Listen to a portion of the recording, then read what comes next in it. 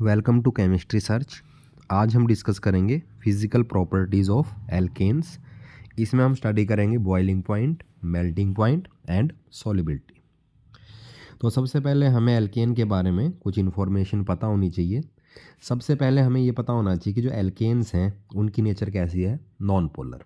ठीक है, एल्केन में क्या होता है, कार्बन कार्बन सिंगल बॉन्ड होता है और कार्बन पे क्या लगे होते हैं, हाइड्रोजन। कार्बन और हाइड्रोजन इनकी जो इलेक्ट्रोनेगेटिविटी में डिफरेंस है वो बहुत कम होता है, जिनके कारण इन पर कोई चार्ज नहीं आता। ठीक है, तो ये कंसीडर किए जाते हैं एज नॉन पोलर, कि इन पर कोई भी चार्ज नहीं है। आप जो नॉन पोलर्स आपके मॉलिक्यूल्स होते हैं उनके बीच में जो फोर्सेस होते हैं वो कौन से होते हैं, वंडरवाल फोर्सेस। और जो वंडरवाल फोर्सेस हैं वो डिपेंड करते हैं शेप ऑफ मॉलिक्यूल के ऊपर। ठीक है, जनरली क्या होता है, जितना बड़ा साइज होता है मॉलिक्यूल का, ठीक है, तो उसमें उतने ही ज़्यादा क्या होंगे आपके वंडरवाल फोर्सेस, क्योंकि वंडरवाल फोर्सेस डिपेंड करते हैं किस पर, एरिया ऑफ कांटेक्ट पर। तो अगर ज़्यादा बड़ा मॉलिक्यूल होगा तो सीधी सी बात है उनका एरिया ऑफ कांटेक्ट भी क्या होगा, ज़्यादा होगा एडिसेंट मॉलिक्यूल के साथ। तो जनरली हम ये बात कह सकते हैं कि जितना बड़ा मॉलिक्यूल उतने ही ज़्यादा क्या होंगे आपके van der Waals forces. Greater the surface area और contact area more will be the forces. ये बात आपको मैं बता चुका हूँ। आपके मॉलिक्यूल में जितनी ज़्यादा ब्रांचिंग होगी, ठीक है, उतना कम एरिया ऑफ कांटेक्ट हो जाएगा दो मॉलिक्यूल्स के बीच में, जिसके कारण क्या हो जाएंगे आपके वंडरवाल फोर्सेस क्या हो जाएंगे, डिक्रीज हो जाएंगे। ये बात हम आगे भी डिस्कस करेंगे। तो जो पहली प्रॉपर्टी आती है वो है हमारी बॉइलिंग पॉइंट। जो हमारे फर्स्ट 4 मेंबर्स हैं एल्केन के वो हैं सारी गैसेस।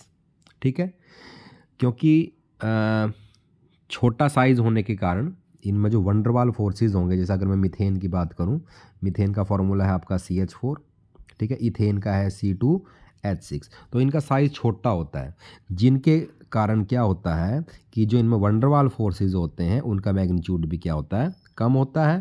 ठीक है, अगर वंडरवाल फोर्सेस का मैग्नीट्यूड कम होगा तो वो किस फॉर्म में एग्जिस्ट करेंगे, गैसियस फॉर्म में। ये बात आपको पता है।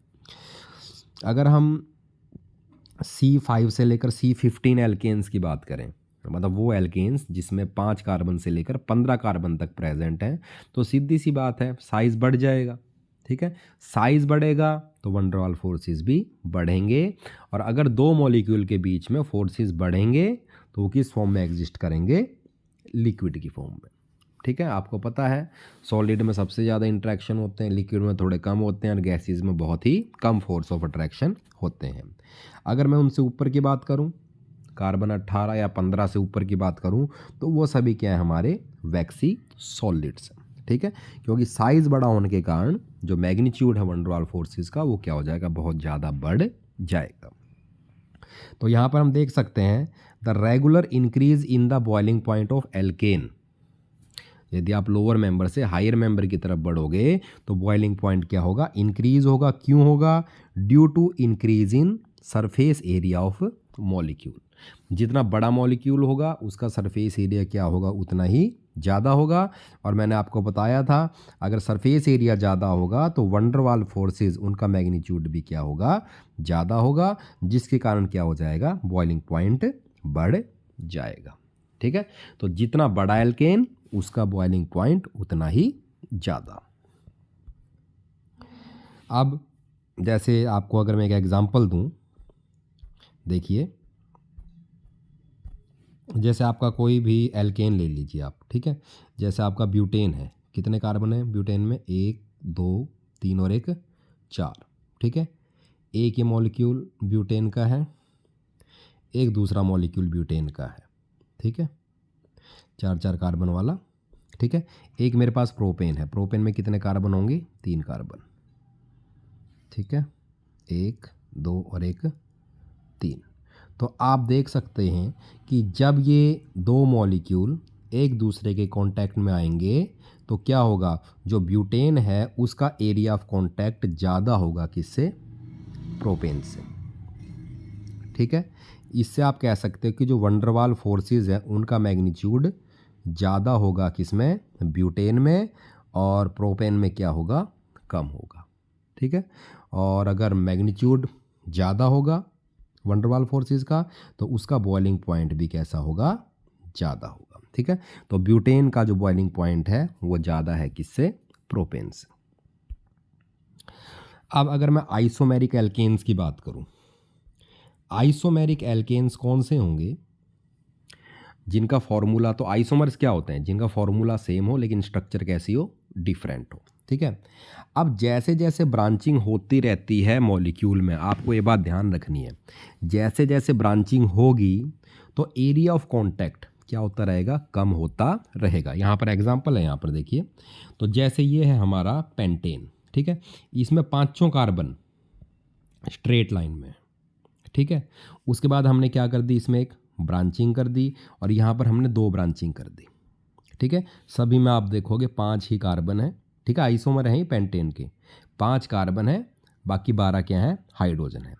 अगर मैं नियोपेंटेन की बात करूं, ये जो लास्ट वाली स्ट्रक्चर है, इसमें आप देख सकते हो कि जो आपकी मॉलिक्यूल है इसकी जो शेप है वो लगभग कैसी है, स्फीरिकल है।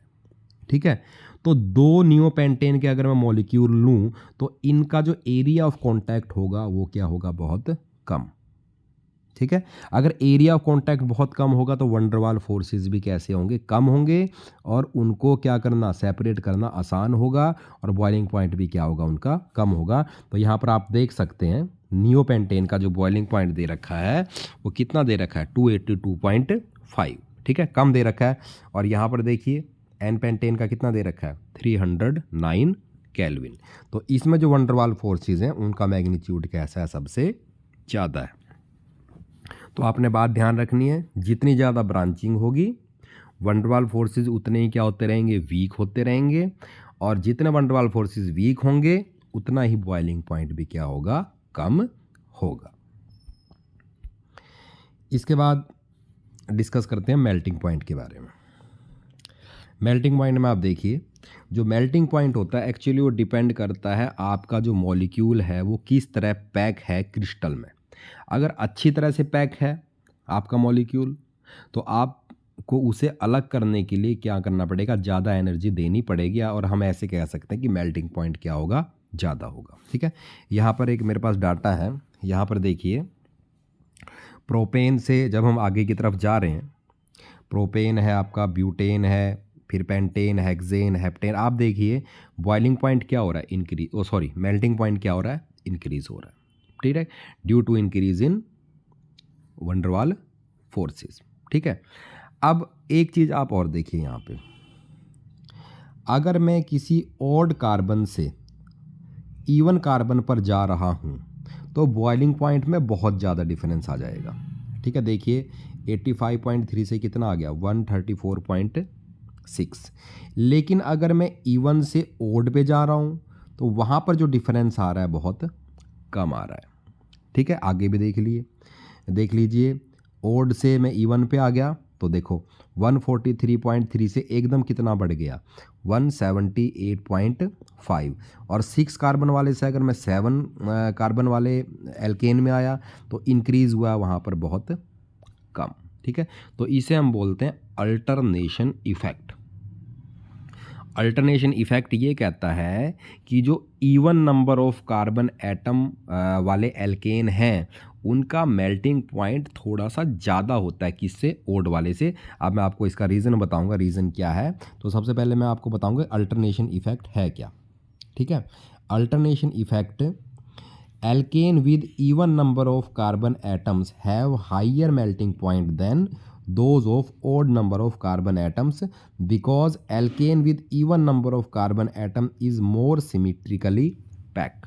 मतलब वो क्रिस्टल में क्या हो सकते हैं, अच्छी तरह से पैक हो सकते हैं, जिसके कारण अगर वो अच्छी तरह पैक हो गए तो उनको हमें क्या करना पड़ेगा, हाइयर एनर्जी देनी पड़ेगी, तो उनका मेल्टिंग पॉइंट क्या होगा, ज़्यादा हो गया। ठीक है, यहाँ पर ग्राफ भी दे रखा है कि जब आप ओड से इवन पे जा रहे हो तब तो एकदम हाई हो जा रहा है, और फिर अगर आप ओड पे जा रहे हो इवन से तो वहाँ पर क्या हो जा रहा है, बढ़ रहा है लेकिन बहुत कम बढ़ रहा है।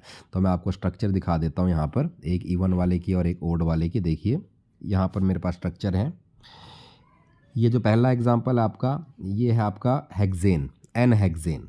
ठीक है, इसमें even number of carbon atoms, और ये है आपका एन पेंटेन, इसमें है odd number of carbon atom. तो ये जो आपका मॉलिक्यूल है एन हेक्सेन, ये क्रिस्टल में क्या हो रहा है, अच्छी तरह से पैक हो रहा है, ठीक है, इट इज़ सिमिट्रिकल, ठीक है। लेकिन ये जो आपका पेंटेन है ये अच्छी तरह से पैक नहीं होगा आपके क्रिस्टल में, जिसके कारण इसका मेल्टिंग पॉइंट कम होगा और इसका मेल्टिंग पॉइंट कैसा होगा, ज़्यादा होगा, ठीक है। तो ये आपने ध्यान रखना है कि जो इवन वाले हैं उनका मेल्टिंग पॉइंट ज़्यादा होता है, क्योंकि वो कैसी स्ट्रक्चर होती है, सिमिट्रिकल, ठीक है।